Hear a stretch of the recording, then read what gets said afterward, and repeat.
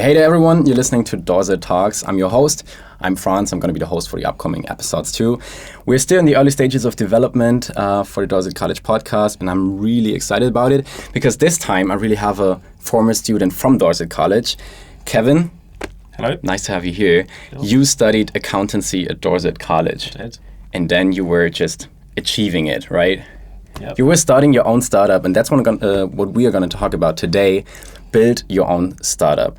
So first of all, what are you doing exactly? I don't want to say everything. I don't know. I'm just selling sandwiches and coffee at the moment. So you're having coffee shops. It's Kale and Coffee. Yeah. If you're living in Dublin or have you ever been to Dublin, you might know Kale and Coffee because they already have 3 stores, right? 3 stores, yeah. And you're expanding.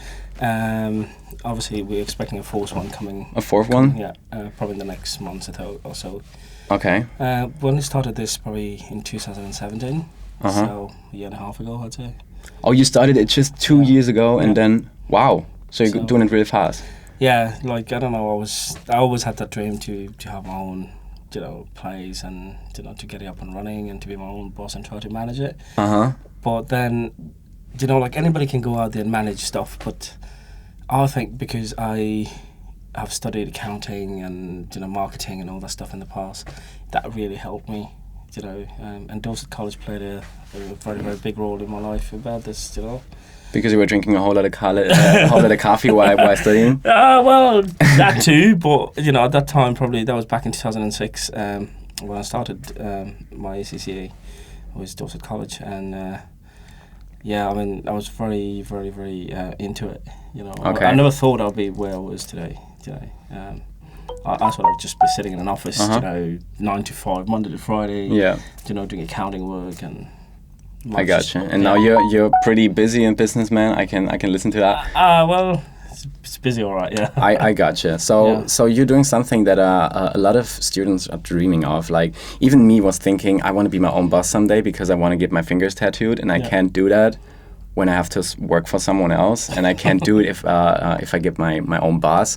So obviously, as you can see in the cameras, I don't have any finger tattoos, so I'm still working for someone. Not yet. But you can get it if you want to. Oh, Jesus, I don't go that way. You're not working for anyone. So first, before we're gonna talk about building up a startup, I want to ask you a question I'm interested in, and that is, what is the most useless talent you have? Oh God. Like something you really. Maybe you can impress someone at a party, but you can't do it in a job interview. I don't know. Probably, if you try to get me to sell something fake, I'm very bad at it. I would sell. I don't know, something which is. Can you shake with your ears? That would be pretty awesome. I would think that's pretty impressive, though. Oh well, I don't know, but if you look at a professional level, I mean, I don't know. I've tried to do everything. I don't think anything is impossible. Okay.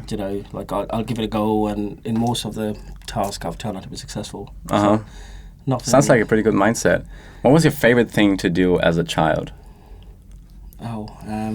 Just steal from the neighbour's garden. Yeah. Oh really? Yeah, love to do that. See, back home we have lots of tropical fruits and all that stuff. Like back home means? Back in Mauritius. That's where I'm from originally. Yeah. That sounds great. And lovely. And because you don't have enough money to buy stuff and to go and afford high quality food, you go and steal it in somebody else's garden. And we used to love to do that, and you'll get gunmen and all the stuff running after you. Yeah. Really? They were armed? Yeah. Holy shit. So a whole lot of adrenaline. Wow. Yeah, that's one thing I've enjoyed doing. Okay, I really wanted to do that too. Yeah. Maybe not being chased by gunmen, but awesome. I mean, our neighbors were having like an apple tree, so that was like everything they had in Germany. So pretty jealous of that. But one other thing that obviously I've learned from back home, I started doing it as a child. I do it here in Ireland, is fishing. Oh, you started fishing? Yeah. Is it a big deal in Ireland? Because in America, people are all over fishing. Fishing is the thing. But how is it here? It's lovely. Really? Yeah, we're going fishing next week, and I intend to put staff and families and all friends together and just make a big group and take everybody out on the sea, And you're fishing the big basses? Oh, well, we do a bit of mackerel, cod. We do tuna fishing. Sometimes you come across sharks, which is probably the size of yourself. Yeah, pull them out, take pictures with them, and then real sharks. Yeah, real sharks. Wow. Yeah. Like which one of them? I mean, I'm not really familiar with fish, but it sounds pretty interesting to really fish like shark. I mean, not for the environment, but still. Oh yeah, you come across so many fishes that I haven't seen before, you know, and you know, just take them out, and obviously you're not allowed to take them home because obviously they're looked after and they're tagged. You know. Do you have to put them back in the water, or are you eating them? Back in the water. Oh, it's just more for like the sports. The little ones like the mackerel and all that stuff, you're allowed to take them home and have them. You know, like the guy actually have a barbecue on board. Oh really? Actually barbecued. So you can already eat them while still on the boat. It's the freshest thing ever. You know. Like I guess so. You just tucked it out of the water. Yeah. Awesome. Wow. Yeah. That sounds pretty awesome. I didn't know that. Yeah. So let's get back to the startup. When did you actually came up with the idea to build your own startup? You were studying accountants, then you graduated, and so yeah, I was studying accountancy. I did my CCA, completed my ACCA, and I was like, I started working for a company called Kerry Food as a. What were they doing? They are like a big warehouse. Okay. So they've got 1,000 of customers, and you know you have to manage all the accounts. You got 1,000 of invoices going in and out every day, doing credit notes, blah blah blah. And trust me, like I was so stressed out with that job because there was so much to do.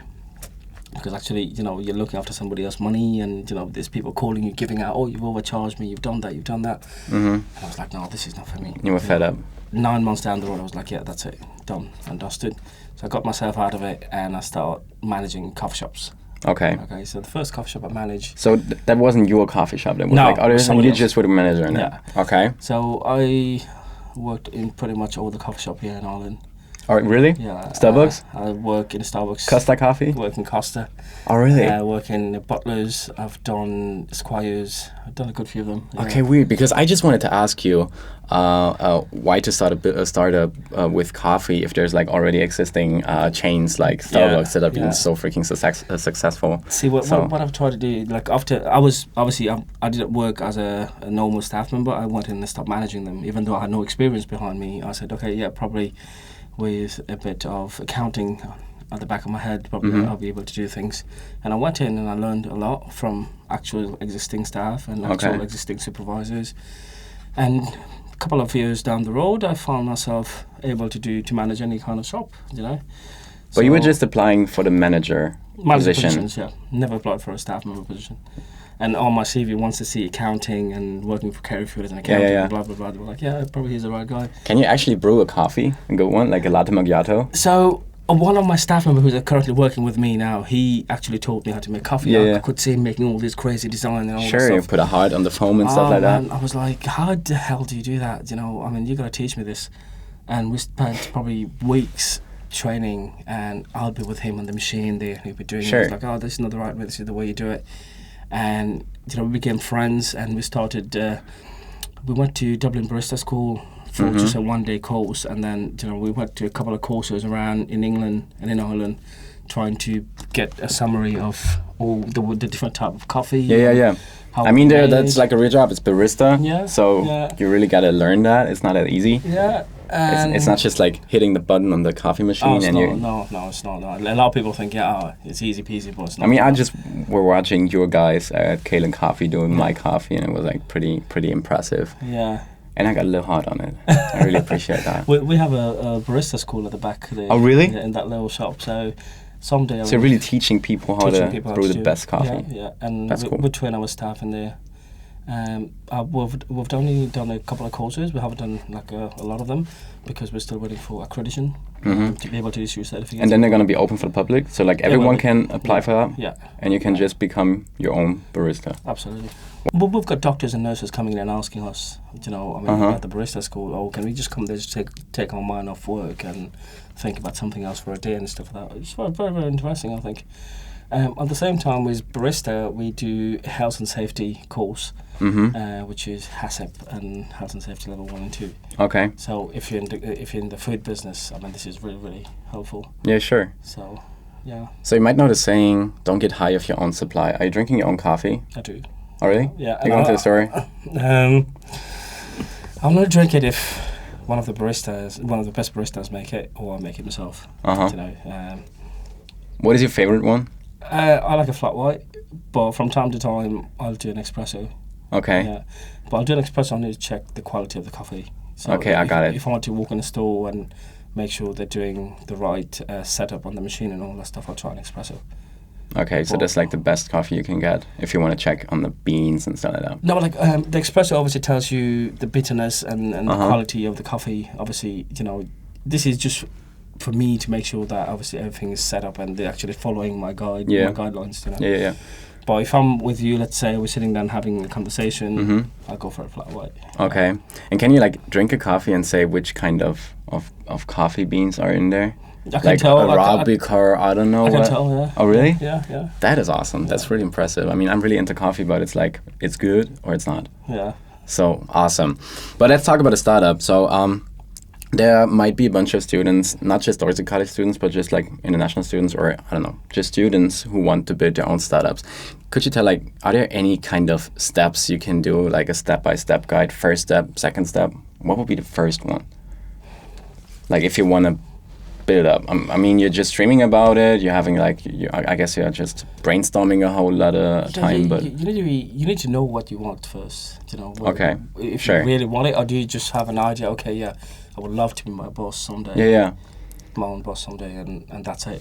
Sure, because if you think of a startup, I often think of the TV series Shark Tank, where people are just introducing useless shit, like, I don't know, a microwave that can also play music and stuff like that, and they were just like, it seems to me like they were thinking about that like for a day, and they had like this awesome, mind-blowing idea of a microwave that can play music, and then just pitching it to the guys at Shark Tank. But it's not like that. You should be really behind that thing, right? You should, yeah, 100%. I mean, obviously, if you don't have a vision of where to go and what to achieve, what not to achieve, how to do it, how not to do it, what to do exactly, I mean, you don't get nowhere. So you need to have a plan. And to be honest, I mean, like I had the plan for a long time. I had probably since my first job was working in McDonald's as a crew member. Oh, really? That's how I started. That was your first job? First job. How old have you been? At the age of 16. Okay. That was in London. So that was your first time making money, right? Yeah. That's always the best one. Within 2 years working at McDonald's, they actually proposed me to be one of the manager in there. Oh, really? So you just turned 18 and they... And I was managing, I managed one of the busiest McDonald's in London on Camden High Street. And it was very, very challenging, and I've learned a lot from them. But at the same time, I was studying. But I knew this was not going to be something that I was going to do in a long time. Sure. But after obviously, quitting Kerry Food as an accountant, I was like, no, probably go back to management in hospitality and catering. Yeah. And it helped me down the road, and I started bringing ideas that I learned from McDonald's in this. But yourself as a student and as somebody who's working, it's very, very hard to have an investment money. Sure. To build up your bank account. So my sister, who's my idol, she's a neurosurgeon over in the UK. Obviously, I've always asked her, can you please give me a few quid? I want to open my own business. She's like, no, you're not ready for it. Because she knew the kind of lifestyle I had. So I was a party guy at the same time, and I had the vision. I knew exactly what I wanted to do, but she was like, no, you're not ready. Not yet. Okay. Not yet. But then. And then one day, she came over, and Coffee and Kale was actually opened by somebody else back in 2017, in the very beginning of 2017. And that guy obviously had no clue what he was doing, Okay. And, one of his staff member who knew me approached me and said, can you go and help that chap there? Obviously, he's looking for somebody who will build the business for him. I said, okay, I'll go in. So when I went in there, I was working as a barista. That was a part-time job, just to save a few quid. On a few quid, right? Yeah. And one day he was like, look, I can't handle this anymore, I'm going to close this down. It's yours. And I'm like, I'll buy it of you, And that was the time your sister was lending you the money? And I said to my sister, I said, look, I need that amount of money to actually buy that place. And she was like, yeah, no problem, I think you're ready for it now. Okay. And she gave me the money, I invested it. And I'm telling you, when I was working there, that place was making about €250 a day. But that's how it begins, right? That's how it begins. So you need the idea, then you invest a whole lot of money. Invested it. Still, you're not getting that much money back from it, like in the From maybe months or even years, right? See, I was working in it physically. I didn't quit my job. I was actually managing Costa Coffee at the same time. I was running this business. Oh, you were cheating on Kale and Coffee. not really, but it's just I didn't know where I was heading if I quit my job. Yeah. With that, is that gonna be able to support me? Is that gonna work out? What's gonna happen? So I had a backup plan, which was Costa. That's cool. But I was more focused on this here, so I'll work double shift. Would you give this as a hint to the students that they should always have a backup if they fail? I think, definitely a backup is very, very important in life, isn't it? I mean, you don't know what life has got for you. Sure, and there's so many startups that are really failing, and the people are very, really like investing a bunch of money in that, and they're not getting it back, and they have to pay a whole lot of money to the banks for the rest of the months because the startup was obviously not working. Yeah. So, backup plan should be there. Okay. I'll tell you a quick story actually. Yeah. About 6 months ago, I was attacked in Coffee and Kale. Oh, really? Yeah. Attacked? So, like, some people were watching me coming in and out of the shop. They knew exactly when I go in to pick up money and all that. Okay. So one of the morning, I was doing my routine, went in, took my bag, put the money in there. There was about $4,000 in my bag. And I walked out of Coffee and Kale. Not the one on Hill Street, not the one on Whole Circular Road. And about 10 lads walking towards me. It's like, yeah, give us some money. I'm like, okay, no problem. I had them my bag over. And I don't know if they got scared that I've seen their faces and stuff like that. One of them just hit me with a hammer on the head. With the hammer? The hammer. This was cut open. Holy shit, and you're still here? And I was knocked unconscious. I woke up in the hospital about 5 hours ago. After. And I was like... Oh, this is turning really bad here. Yeah, it's very... Like, if I think about it, I think I'm very, very lucky to be sitting down here today. Sure, and I'm glad you're here. Wow. After I woke up in the hospital, I found out that the right side of my body won't function. And I couldn't move my hand, couldn't move my head because I was getting there. And that was only temporary, but you didn't know that yet? I didn't know what was going on until the surgeon approached me and said, look, we have to perform a subdural hematoma, which is obviously a brain operation. So they have to cut my skull open. Wow. Because there's a blood clot in there. Okay. That's pressing my brain on one side, causing half of my body not to function. And they were doing a pretty good job. Well, they took me to Beaumont Hospital. I don't know if you know where that is. It's in the north side of Dublin. Okay.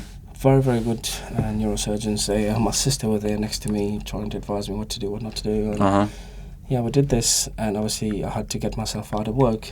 But the good thing about this, coming back to backup plans, I had one of my right-hand guy, again, the guy that actually showed me how to make coffee, he's my right hand now, his name is Vic. And I said Shout out to Vic. I don't know what's going to happen to me, if I'm going to be able to work again or not. I'm going through this operation. If something happened to me, you know what to do. Yeah. You have control over everything. We were in the middle of opening number 3, and everything got stopped. And everything looked impossible at this stage. Sure. Like, none of my family member knew what to do, and where I was, how to... And they were worrying about you, obviously. Yeah, well, like, nothing... Coffee and Kale didn't matter at that time, Yeah, sure. Like, I mean... Yeah. But again, at the same time, there was probably about 20, 25 people, depending on the wage from Coffee and Kale, and Coffee and Kale had to, kept going. And obviously Vic was there managing it. But, like, okay, he knew what to do, but he didn't know 100% what to do exactly, So, yeah, we obviously... The next day after my operation, I got discharged from the hospital, and I went straight back to work. Straight back in work, and we got number 3 open. Wow. But that wouldn't be, like I said, wouldn't be possible if I didn't have Vic in the background there, who obviously I've shared my ideas and my knowledge with. Yeah. Still with some patches on the eye, I guess. Oh yeah, like my whole head was bandaged around. Wow. I could hardly walk. I just went there and sat down with a laptop and tell people what to do. And so still, you had a backup for even the worst case. Yeah. That's what we need to say there. Okay, so that's like next step, have a backup when you're investing money, have a backup if you're gonna hit in your face with a hammer. What's the next step after that? I mean, then I'm just opening up my own startup. Are there any risks I'm really... There's a lot of risk. A lot of risk. Yeah. But you have to be clever about things, I think communication is... When you're in business, communication is the main subject. Okay, you can achieve anything by communicating and communicating with the right people. you know, I've come across people who obviously I end up owing thousands and thousands of money. But then with a bit of communication and setting up plans how to repay them and how to do things, how to bring the relationship and keep the relationship going, you know, sat down, had daily meetings, and, you know, it worked. You know, again, if you're running a business, I think you need to be able to communicate to your staff first, because they are the one that run the business for you. You might be the owner, you might be whoever, but if it's them that obviously take the money and put it in the till. Yeah. It's them who sells stuff for you and face customers and face problems every day, you know. Gotcha. So communicating with them is a very, very important thing. So what we did, WhatsApp that's where WhatsApp comes in. We start creating groups. We have managers group. We have you had so many WhatsApp groups, really? Wow. So obviously you want your managers to know, and you want only your managers to know certain stuff, and you want your staff to know enough and not management stuff. So now I know what's going on with your phone the whole time. You got those WhatsApp groups and the manager groups. Gotta get back to coffee and kale. This is a new thing that's happening now. We've only started the transport business. Okay. And obviously that's really kicked off. We've got 3 vans on the road, and we've sort of signed up with 3 different companies, and obviously, you know, there's a lot of pickups and drop-off to be done daily. So yeah, a lot going on. But yeah, communication, I think it's the next step. A way to communicate to people. I mean, you need to have diaries and emails and you know, everything. You need to recruit a whole lot of people working for you. Yeah, the right people, I'd say. You know, but what I've done is personally, to be very, very honest, I've recruited people with no experience whatsoever. I've trained them up to my standard. You know, if you recruit people out there who are experienced, they come in and they try to be your boss and say, no, this is not the way you do it. I've learned it this way in that other company. Yeah. You know, but they don't realize that they're not working for that other company anymore. You know, so but like when recruiting people who obviously are new and have no knowledge about, you can still teach them the way you want them to work. Oh yeah. You know, and there's so many people out there who are willing to learn things. You know. So you're happy with your workers?